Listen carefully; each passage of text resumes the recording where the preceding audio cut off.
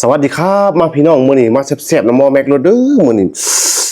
ตำซั่วเหลากุ้งสดตำซั่วกุ้งสดใส่เส้นข้าวปุ้นพร้อมโอ้ใส่สะใบนางกุ้งสดพร้อมพี่น้องมื้อนี้ให้ว่าจวดๆรสเอาคักๆรสมื้อนี้พี่น้อง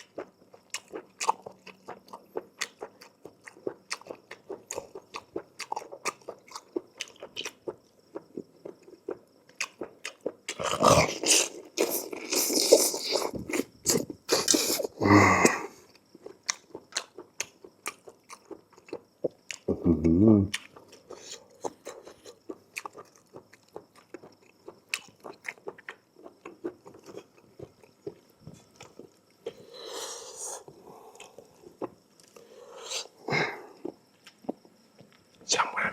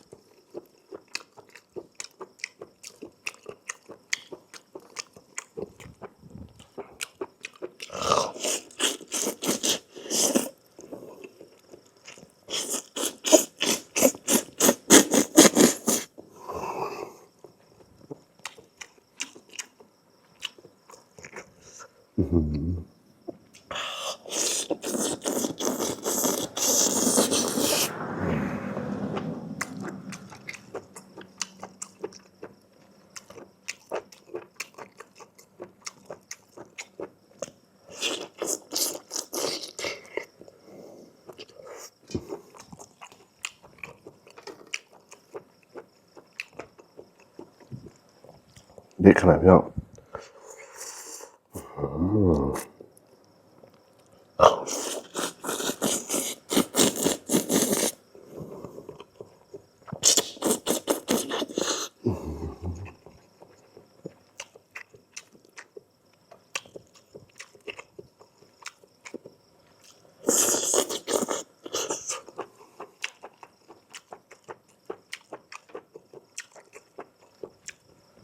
สะใจ